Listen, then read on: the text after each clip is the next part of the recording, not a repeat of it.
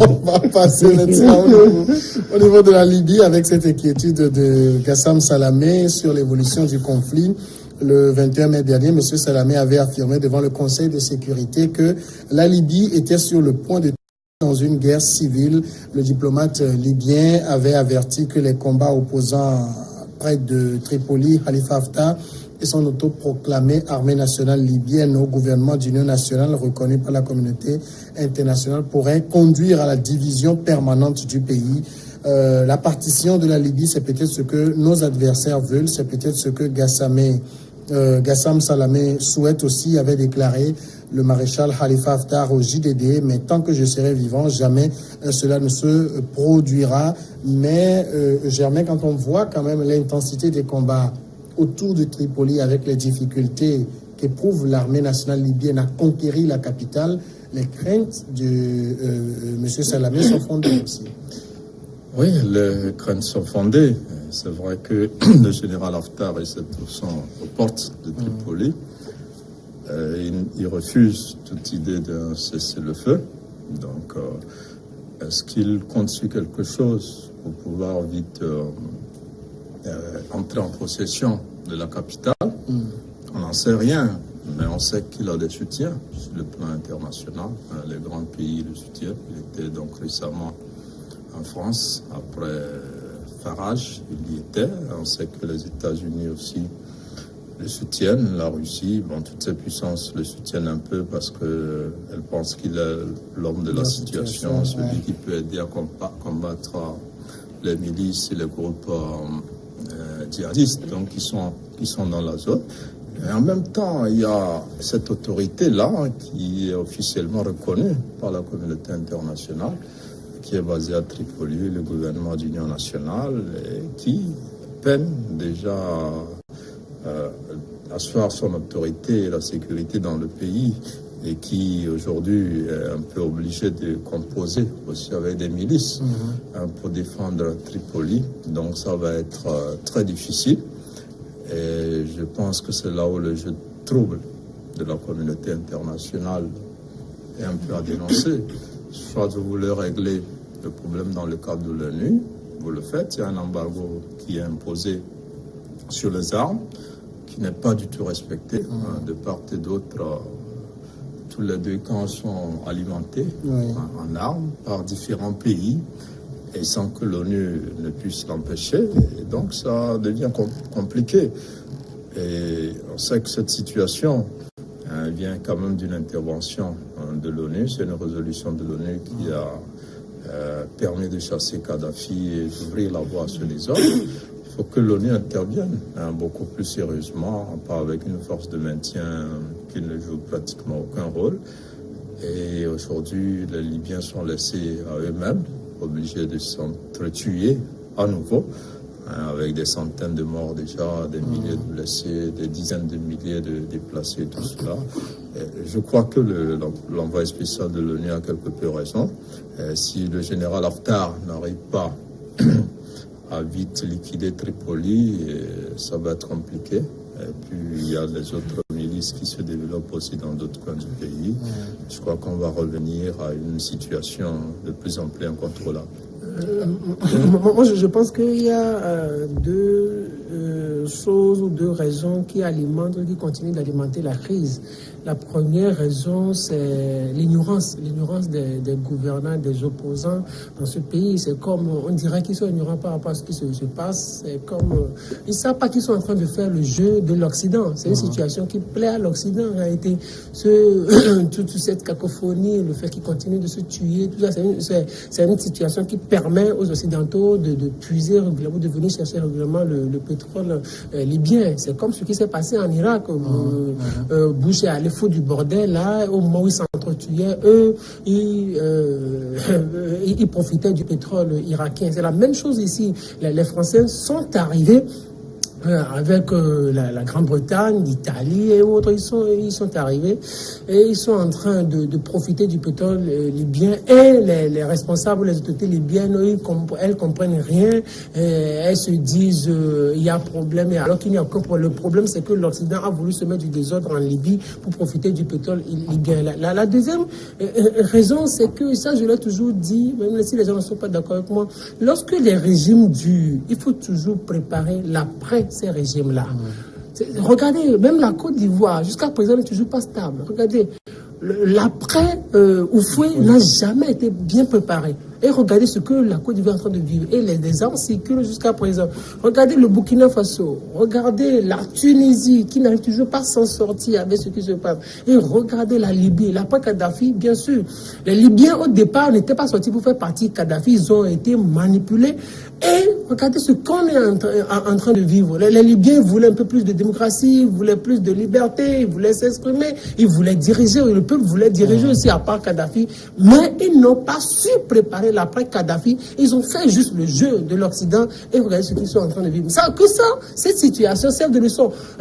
Pour le moment, l'Occident n'est pas encore prêt pour que cette guerre-là s'arrête. Non, on va discuter, on va passer de discussion, ça fait déjà 2011, 2019, ça fait déjà 8 ans. Peut-être on va encore faire 2 ans, 3 ans, puis c'est une situation qui plaît. Et regardez, on va passer tout ce temps avant de penser à construire la Libye. Donc il faut réfléchir, il faut demander à ces peuples-là qui veulent manifester, qui veulent plus de démocratie, de réfléchir, de ne pas faire le jeu de l'Occident. Parce qu'autant on va vouloir faire le jeu de l'Occident, autant le continent va se décimer davantage. Alors, Francisco, quand le Gassam Salamé dit que la Libye est sur le point de tomber dans une guerre civile, est-ce qu'on n'a pas déjà dépassé cette étape-là avec tout ce que le pays vit depuis 2011? Oui, c'est ce qui m'étonne, parce que nous avons nous-mêmes ici, en tant qu'observateurs lointains, on a déjà débattu sur ce phénomène de la Libye, même jusqu'au moment où les troupes du général étaient aux portes de Tripoli. Je disais qu'ils attendaient, ils sont arrivés, il ne fallait que l'autorisation pour entrer à Tripoli et pour le faire, parce qu'il y avait déjà des attentats là. Et vous aurez pu remarquer également que depuis que cette guerre s'est intensifiée, les mouvements de migrants vers l'Italie ont fortement baissé. Et donc, quelque part, la Libye, il faut comprendre, la Libye, aujourd'hui, c'est la porte ouverte sur le Sahel, c'est-à-dire que jusqu'au pays du littoral. Et ces pays-là, quand vous prenez le Mali, le Niger, comment vous l'appelez, le Niger, tous ces pays regorgent des sous-sols riches. Et ailleurs, comme on le dit, les experts l'estiment, dans 50 ans, il n'y aura plus tellement du pétrole dans les pays occidentaux. Et voilà, donc, non, dans des pays arabes, du pays du Golfe.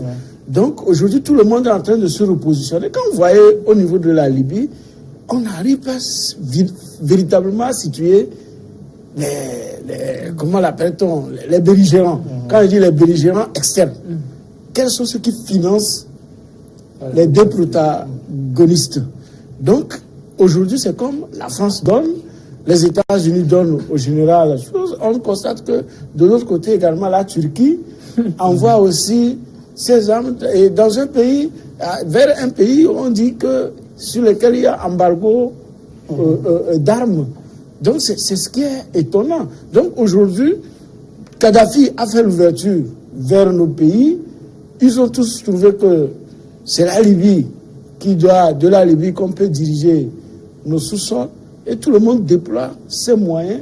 Et comme il a dit, nous les Africains, la preuve, lorsqu'on prend un Blanc et un Africain au Bénin, on assassine le Béninois, le Noir, et on conserve le Blanc qu'on donne après. Donc, vous constatez que nous-mêmes, en tant ils n'ont pas donné, il y a eu une opération militaire. Qui est opération militaire ou pas, ils auraient pu garder le Noir et le Blanc.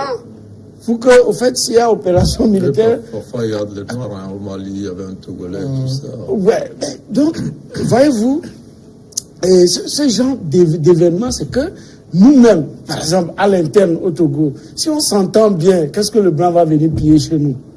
On va bien gouverner. Donc, les gens même ne s'entendent pas et ils tissent des alliances.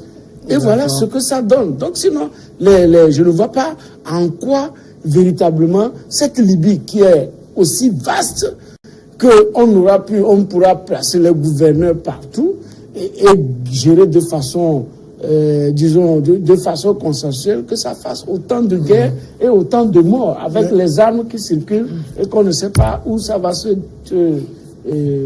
déployer par la suite. Germain, est-ce qu'on a véritablement envie, quand je dis on, je pense à ce qu'on appelle communauté internationale, de régler le cas libyen? Est-ce qu'on a envie? Peut-être non. Est-ce qu'on peut? Là aussi, la réponse est négative. Parce qu'il y a une situation qui est incontrôlable et qui dépasse le seul cadre de la Libye. Vous voyez un peu le terrorisme en Afrique subsaharienne. Tout est parti de la Libye. Et la dernière fois, le président burkinabé faisait bien de le souligner quand Angela Merkel est allée pour rencontrer les chefs d'État du G5 Sahel pour apporter un soutien de l'Allemagne. Il a dit il appartient aux Occidentaux de venir régler le problème. Parce que c'est eux qui ont créé une situation en Libye qui a fait qu'aujourd'hui les armes circulent un peu au sud de la Libye, dans les pays concernés. Et ça va s'aggraver avec ce qui est en train de se passer. Tous les groupes qui seront combattus en Libye vont se réfugier dans les pays frontaliers. Et des gens qui sont armés et qui vivent de ça ne pourront que terroriser les populations. Donc ça ne va jamais s'arrêter. Et maintenant, c'est vrai, on parle de l'immigration vers l'Italie, mais en même temps, les réseaux djihadistes aussi atteignent aujourd'hui l'Europe. Il y a des filières marocaines, des filières un peu d'Afrique du Nord et tout ça. Donc, c'est un problème planétaire. Ça ne touche pas que la Libye. D'où l'intérêt de régler ce problème. Mais après, est-ce qu'on peut régler ce problème aujourd'hui? On ne peut pas le régler à partir du moment où les Libyens eux-mêmes ne comprennent pas les enjeux. Les différents leaders ne voient que leur intérêt personnel. Aujourd'hui, il y a 2 forces en Libye, plus quelques petites forces composées de chefs de milice. Mais s'ils s'entendent sur la Libye, d'après Kadhafi, moi, il y a quand même un exemple assez éloquent que l'Afrique vient de donner, c'est ce qui se passe en RDC. Il y avait un plan de l'Occident en RDC, mais Kabila et Tshisekedi ont mis en place un plan qui fonctionne. Et qui a été soutenu après par l'Occident. Qui va fonctionner jusqu'à quand? Non, qui fonctionne. Mais qui fonctionne parce que déjà, vous voyez des opposants en exil qui sont rentrés. Il y a un processus de réconciliation qui est en cours. C'est déjà encourageant. Alors si les Libyens, qui savent déjà le jeu des Occidentaux, ne sont pas assez intelligents pour dire, bon, c'est vrai, on ne peut pas, on doit des choses aux Occidentaux, ils nous ont aidés pour la plupart à chasser Kadhafi parce que c'était des opposants de Kadhafi. Mais maintenant, vous n'arrivez pas à contrôler le territoire, on vous l'a laissé, mais vous n'arrivez pas à le contrôler, il faut vous entendre. Et moi, je pense que les Congolais ont donné un exemple aux Africains, parce que le Congo est aussi riche que la Libye, c'est pas seulement le pétrole. Et donc, les Congolais ont compris les enjeux et ils ont déjoué un peu. Vous verrez que la communauté internationale revient comme si c'était son plan. D'accord, on va alors que ça n'a jamais été on marque la plan, pause et on revient passé. après pour le Togo. Ce qui ne veut pas, les Occidentaux ne veulent pas. Cette histoire de Libye,